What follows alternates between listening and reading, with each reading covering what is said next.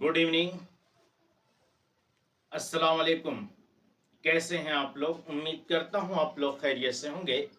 चलिए आज हम लोग पढ़ाई की शुरुआत करते हैं और समझते हैं डी ब्लॉक तत्व एंड एफ ब्लॉक एलिमेंट के बारे में। यानी आज हम लोग बात करने वाले हैं chapter number 4 D block and F block के बारे में। डी ब्लॉक एफ ब्लॉक क्या है, इसे हम लोग विस्तार से समझेंगे। देखिए, सबसे पहले हम बात करेंगे डी ब्लॉक एलिमेंट के विषय में। डी ब्लॉक एलिमेंट क्या है, आज हम लोग इसी पर चर्चा करेंगे। डी ब्लॉक एलिमेंट किसे कहते हैं, या जो है ट्रांजिशन एलिमेंट किसे कहते हैं, संक्रमण तत्व किसे कहते हैं। डी ब्लॉक तत्व या संक्रमण तत्व या संक्रमण तत्व, इसी के बारे में आज हम लोग बातचीत करेंगे। इसी विषय पर हम लोग विस्तार से बातचीत करेंगे। लेकिन अभी तक आपने अगर हमारा चैनल सब्सक्राइब नहीं किया है तो एक बार सब्सक्राइब जरूर कीजिए और हाँ, बेल आइकन दबाना न भूलें ताकि सबसे पहले नोटिफिकेशन आप तक पहुंचे। चलिए बच्चों, पढ़ाई की शुरुआत करते हैं और समझते हैं डी ब्लॉक एलिमेंट के विषय में। डी ब्लॉक एलिमेंट का मतलब ये कि वह तत्व जिनके अंतिम इलेक्ट्रॉन, जिसके आखिरी कोष, ये जो उपकोष होता है, सब सेल होता है, सब सेल जो होता है, यह होता है, सब सेल जो होते हैं ये चार होते हैं, एस, टी, डी और एफ होते हैं। एस सब सेल में 2 इलेक्ट्रॉन भरते हैं एस में, उसके बाद पी, टी में 3 p x, p y, p z, और फिर डी में 10 इलेक्ट्रॉन भरते हैं। इसमें 1 2 3 4, 1 2 3 4 5। तो ये आपका डी ब्लॉक और आपका एफ ब्लॉक, इसमें 7 कॉलम होते हैं और इसमें भरते हैं 10 इलेक्ट्रॉन, 1 2 3 4 5 6 7। ये है आपका एफ ब्लॉक। हमारी जो पीरियोडिक टेबल होती है, हमारी पीरियोडिक टेबल के बेस पर अगर हम लोग बात करें तो हमारी पीरियोडिक टेबल होती है कुछ इस प्रकार की।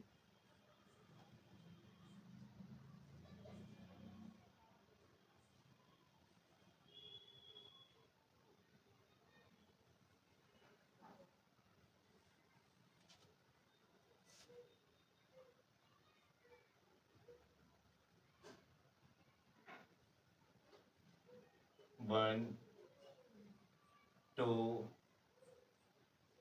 Three, 4, lithium, beryllium.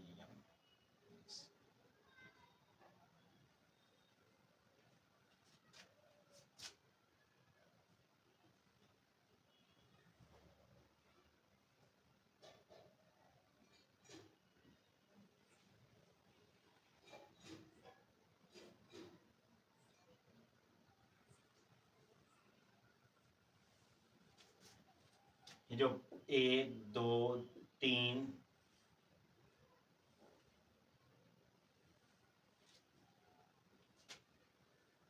Hydrogen, lithium, beryllium, magnesium,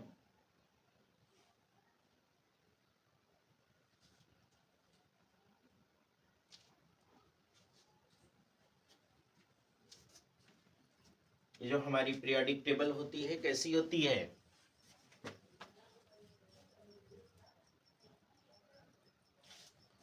तो आपका ये हो गया आपका चौथा आवर्त। चौथे आवर्त से ये डी ब्लॉक एलिमेंट शुरू होता है, यानी आपका यहाँ होता है हाइड्रोजन, लिथियम, उसके बाद सोडियम, पोटेशियम, और फिर इसी लाइन से आपका स्कैंडियम यहाँ से शुरू होता है। फिर आपका पांचवा आवर्त,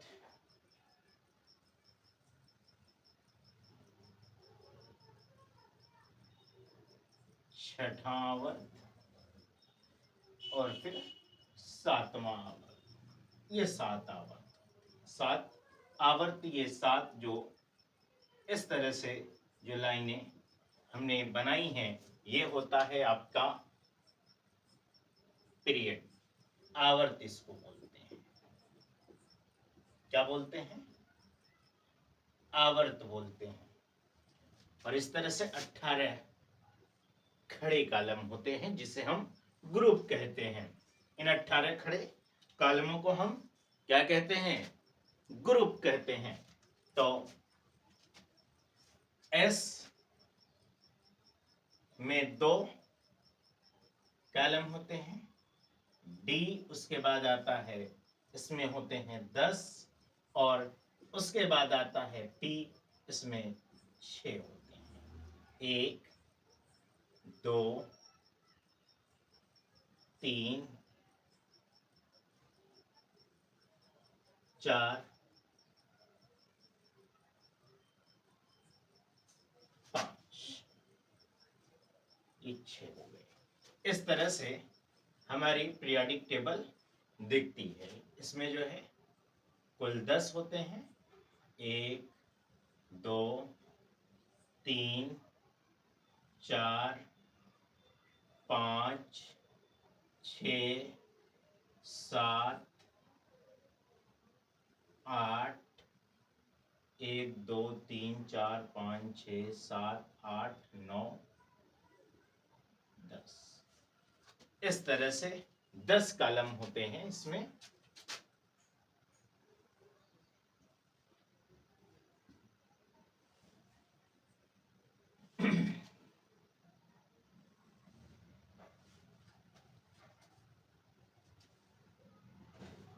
और नीचे आपका होता है एफ ब्लॉक।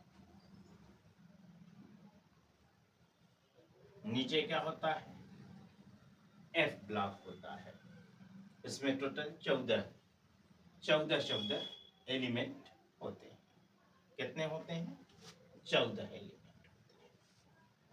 ये आपका टी ब्लॉक है, ये आपका डी ब्लॉक है, ये आपका एस ब्लॉक है, और ये आपका एफ ब्लॉक है। इस तरह से पीरियोडिक टेबल होती है। तो आज हम लोग ये जो डी ब्लॉक एलिमेंट हैं, यानी कि इसी के विषय में, इसी के बारे में हम लोग आज चर्चा करेंगे। आज हम लोग इसी के विषय में बातचीत करेंगे। ये होता क्या है? देखिए, डी ब्लॉक तत्व का मतलब वह तत्व जिनके अंतिम इलेक्ट्रॉन डी कोश में, डी कक्षक में, डी सब सेल में, यानी कि इस सेल में भरे हों। हम क्या कहेंगे इसकी डिफिनीशन? हमको अगर देना हो तो हम इसकी डिफिनीशन देंगे कि वे तत्व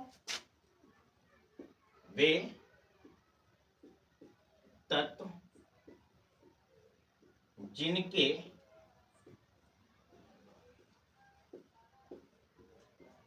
अंतिम इलेक्ट्रॉन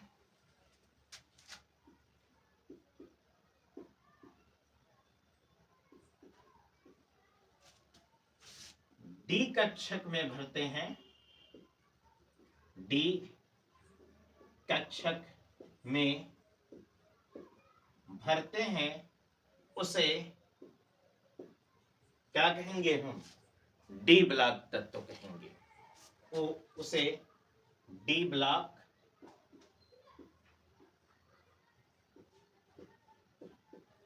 तत्व कहते हैं। क्लियर है? यानी कि जिनके उपानित्य डी कक्षक अपूर्ण रूप से भरे होते हैं। और संक्रमण तत्व क्या है? संक्रमण तत्व का मतलब कि जिनके उपांतिम डी कक्षक अपूर्ण रूप से भरे होते हैं, यानी जिसका डी कक्षक पूरा नहीं भरा होगा, अपूर्ण होगा, कुछ न कुछ खाली होगा, तो उसे हम कहेंगे संक्रमण तत्व। ट्रांजिशन तत्व कहेंगे वे तत्व जिनके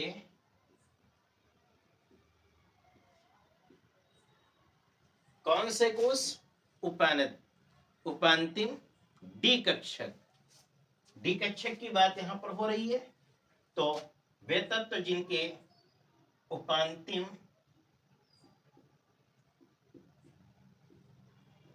डी कक्षक अपूर्ण होते हैं,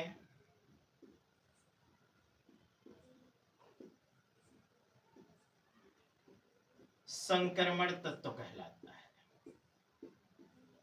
संक्रमण तत्व कहलाता है।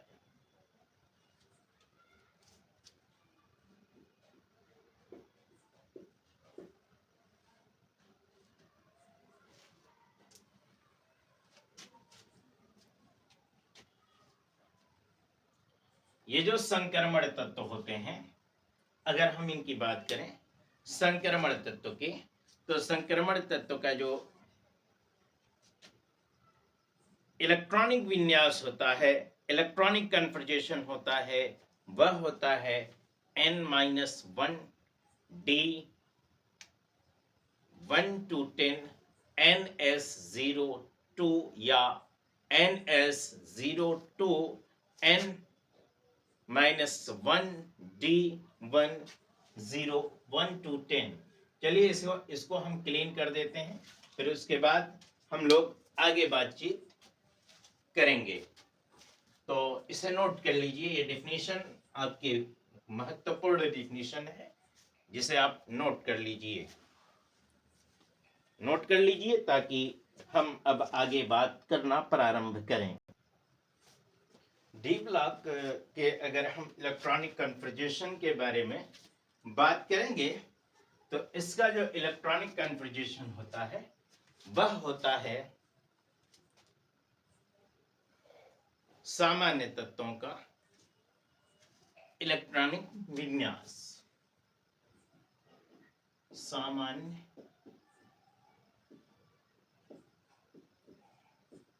तत्वों का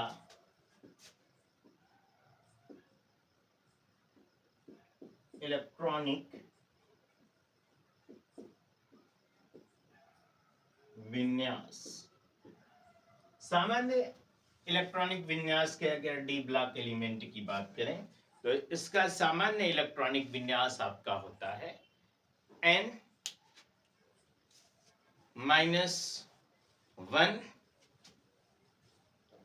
D 1 to 10 होता है। क्या होता है? N-1 D 1 to 10 NS 0 to 2। या इसका इलेक्ट्रॉनिक विन्यास हम ये कर सकते हैं कि NS 0 to 2 N-1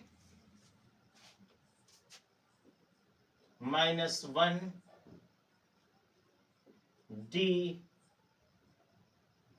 to 10।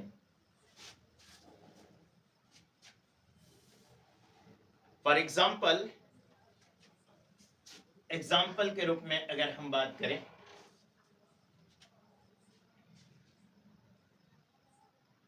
तो एग्जाम्पल के रूप में हम बात किसकी, लोहे की बात कर लेते हैं, फेरस, है ना।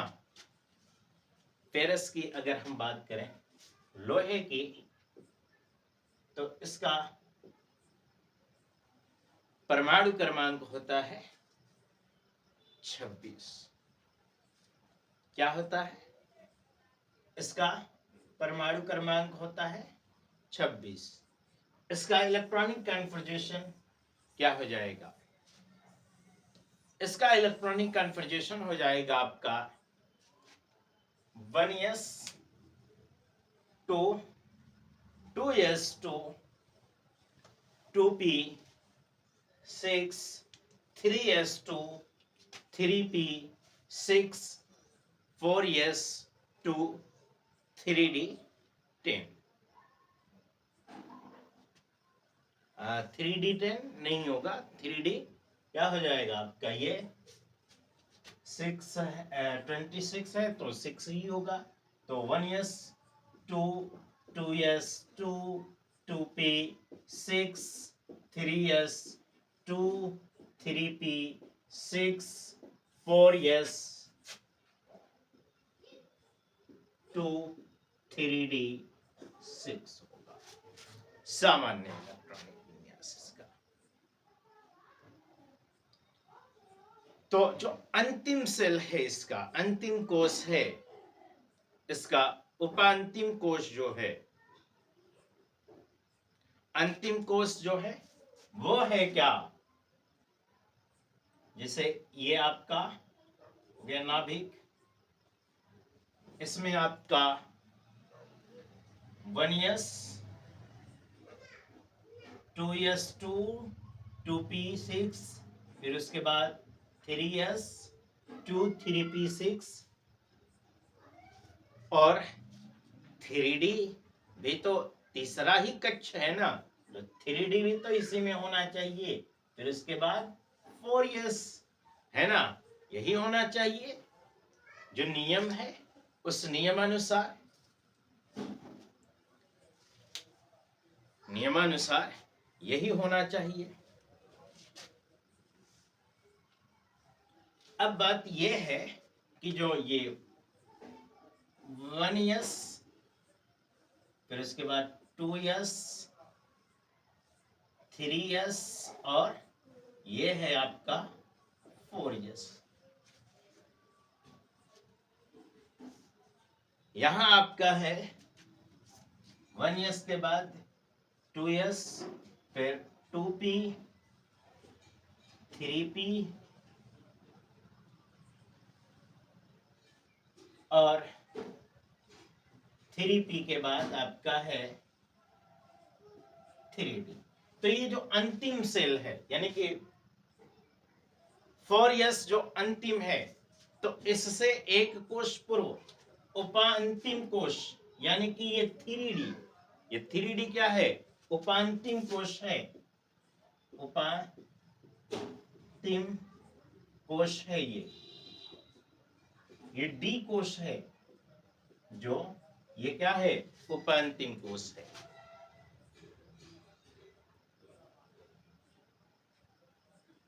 और उपांतिम कोश है तो ये है क्या, आपका संक्रमण तत्व।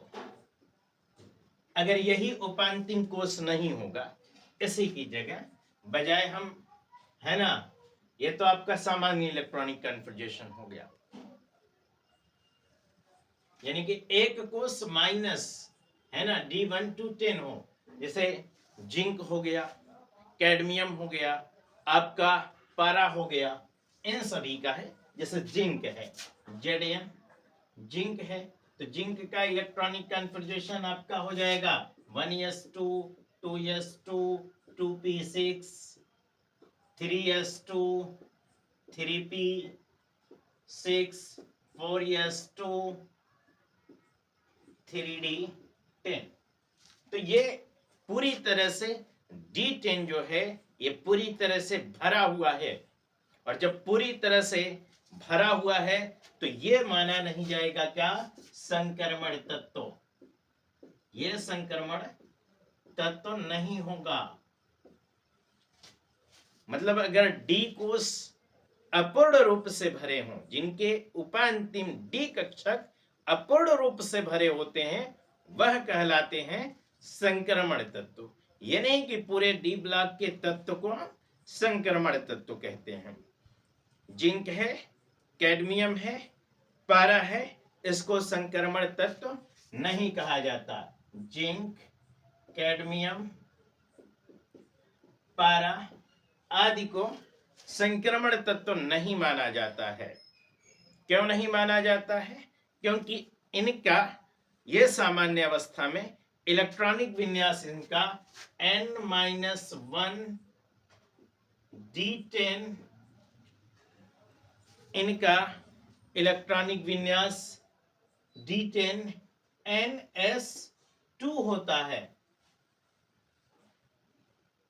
और जो ये ऑक्सीडेशन देते हैं, इसकी ऑक्सीडेशन +2 होती है। कैसी होती है? +2 होती है। इसमें ऑक्सीकरण जो क्षमता होती है जिंक, कैडमियम और पारी की, वह होती है कितनी? +2 होती है। तो +2 होने के कारण ये जो है इस ब्लॉक का ये जो है संक्रमण तत्व नहीं माने जाते हैं। जो D9 है, D9 तक जो इलेक्ट्रॉनिक कन्फर्जेशन होता है, D9 तक जो इलेक्ट्रॉनिक विन्यास होता है, वही संक्रमण तत्व कहलाता है। यदि D10 भरा है तो संक्रमण तत्व नहीं होगा। जैसे जिंक है, कैडमियम है, पारा है, संक्रमण तत्व नहीं होते हैं। इनके डी कक्षक के उपांतिम कोष जो है वह पूर्ण रूप से भरे होते हैं, और इनका सामान्य इलेक्ट्रॉनिक कन्फर्जेशन जो होता है वह इसी बेस पर होता है। N-1 D1 to 10, NS0 to 2 या NS0 to 2, N-1 D1 to 10 इसी बेस पर होगा। क्लियर है? अब हम इसके आगे बात कर लेते हैं। आगे अगर हम बात करें इसके,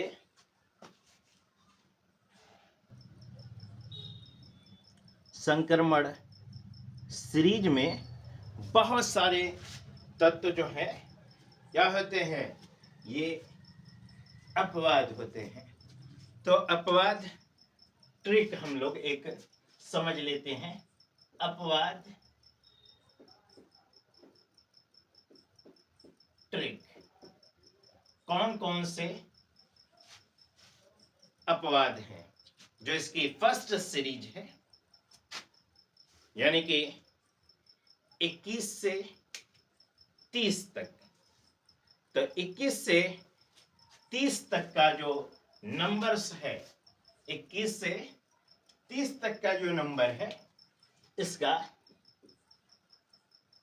21 से 30 तक के जो तत्व हैं, इसके 21 से 30 तक के तत्व जो हैं, इसमें फर्स्ट सीरीज आती है इसकी डी ब्लॉक की, और डी ब्लॉक के फर्स्ट सीरीज में मात्र दो तत्व, दो एलिमेंट अपवाद हैं, क्रोमियम और कॉपर। इसके बाद सेकेंड सीरीज जो आती है आपकी, सेकेंड सीरीज में, सेकेंड सीरीज में आपको याद करना है, एक नंबर याद करना है, आपको कॉल करना है। किसे कॉल करना है? मुझे कॉल करना है किस नंबर पर? 221112, यानी कि इसका जो NS2 होगा, है ना, 11211012। देखिए 2 4 6 2 8 10 नंबर हो गए। उसके बाद थर्ड सीरीज के लास्ट में आपको 112 नंबर पर कॉल करना है। इस पर 112 नंबर पर कॉल करना है। तो ये है अपवाद इसके। अब हम लोग इसका इलेक्ट्रॉनिक विन्यास करेंगे। इलेक्ट्रॉनिक विन्यास करेंगे, इसी बेस पर करेंगे, इसी आधार पर करेंगे।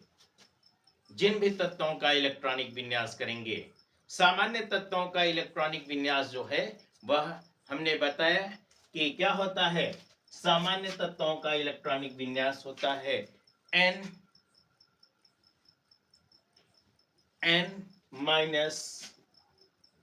-1 d1 to 10। क्या होता है? n-1 d n1 to d1 to 10 ये होता है।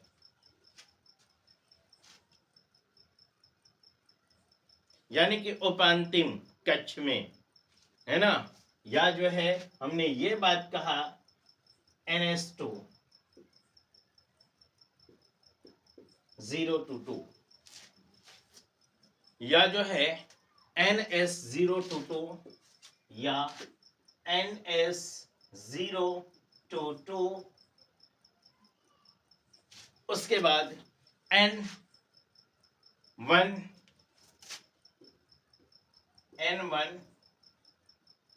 D1 to 10। इसी बेस पर इलेक्ट्रॉनिक विन्यास हम करेंगे, किसी का भी करना हो।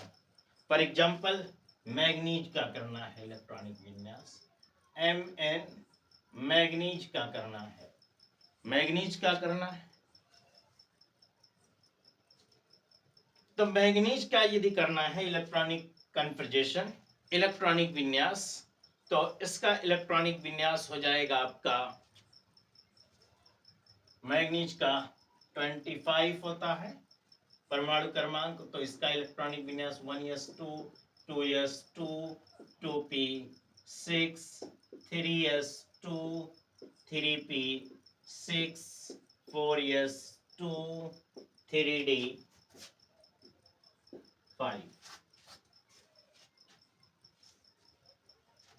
अगर आपको क्रोमियम का करना है, तब क्रोमियम का करना है 24, तो इसका हो जाएगा 1s2 2s2 2p6 3s2 3p6 4s2 3d4 ये होना चाहिए। लेकिन हमने कहा यहाँ पर कि एक क्रोमियम और कॉपर दो ये क्या है, अपवाद हैं। ये सामान्य इलेक्ट्रॉनिक विन्यास की व्याख्या नहीं करते हैं।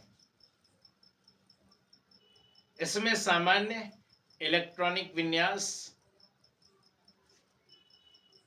की ये जो है व्याख्या नहीं करते हैं। यानी कि इसका जो डी सेल है, इसमें एस कोश का एक इलेक्ट्रॉन और क्या करेगा, प्रवेश कर जाएगा, प्रविष्ट कर जाएगा। यानी कि ये जो NS2 है, NS2 कहिए चाहे फिर इसको जो है 4s2 कह दीजिए। यहां 4s2 मैं लिख दे रहा हूं, 4s2 है। यह N वन वन क्या होगा, D4 होगा। तो ये जब इधर होगा तो ये हो जाएगा आपका NS1 N1D5 हो जाएगा। यानी कि इसका इलेक्ट्रॉनिक कॉन्फ़िगरेशन यहीं से आपका चेंज हो जाएगा, बदलाव हो जाएगा, और ये 1 हो जाएगा, ये 5 हो जाएगा। इसी तरह से कॉपर 29 का है ना, इसका कॉपर का 29, कॉपर का भी क्या हो जाएगा, 1s2 2s2 2p 6 3s2 3p 6 4s1 और 3d 10।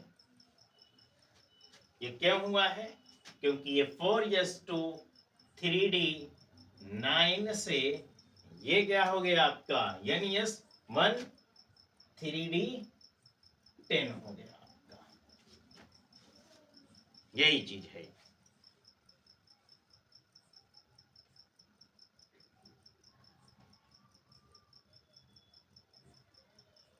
यानी कि अगर हम अपवाद के सिलसिले में इसकी बात करें तो मैं एक कॉलम यहां पर बना देता हूं।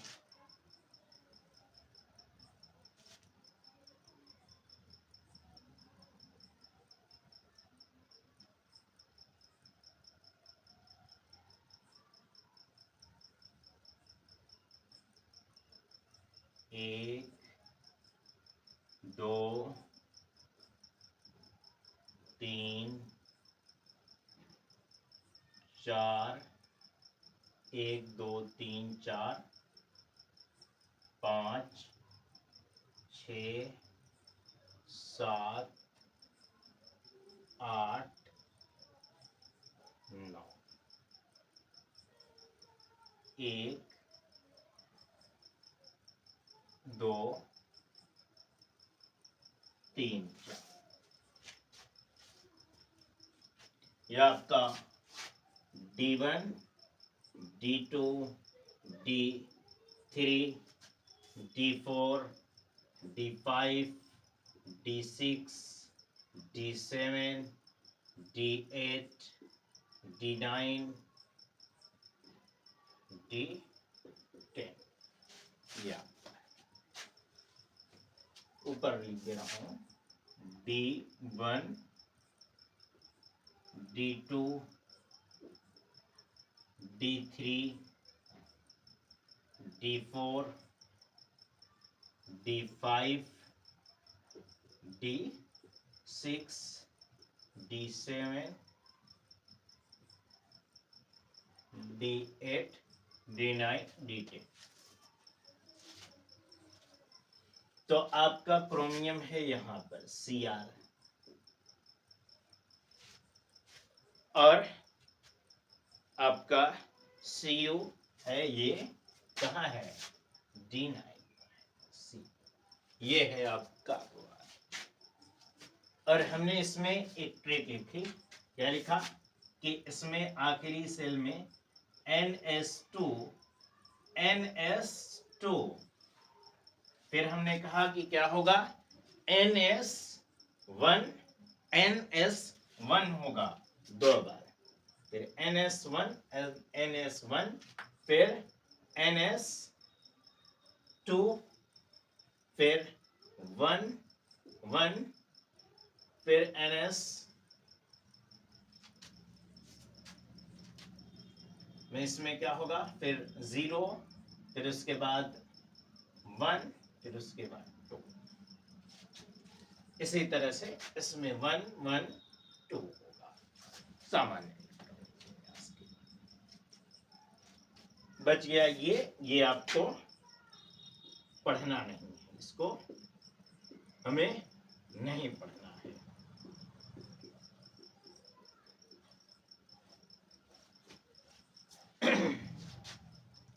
तो इलेक्ट्रॉनिक विन्यास आपका ये हो गया क्लियर।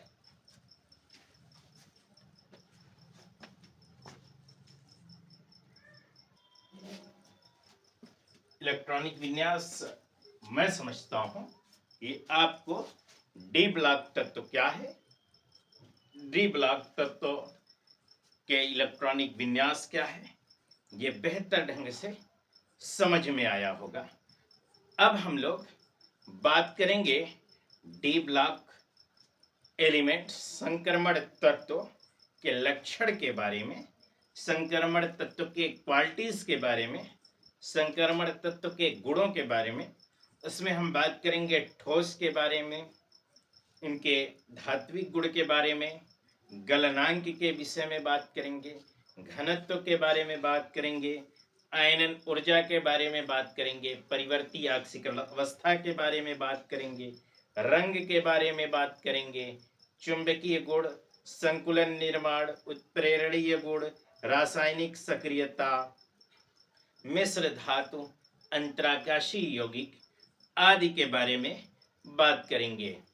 तो एक बार जरूर ये कमेंट करके बताइएगा कि हमारा वीडियो कैसा लगा आपको। उम्मीद करता हूं डी ब्लॉक तत्व आपको बेहतर ढंग से समझ में आया होगा।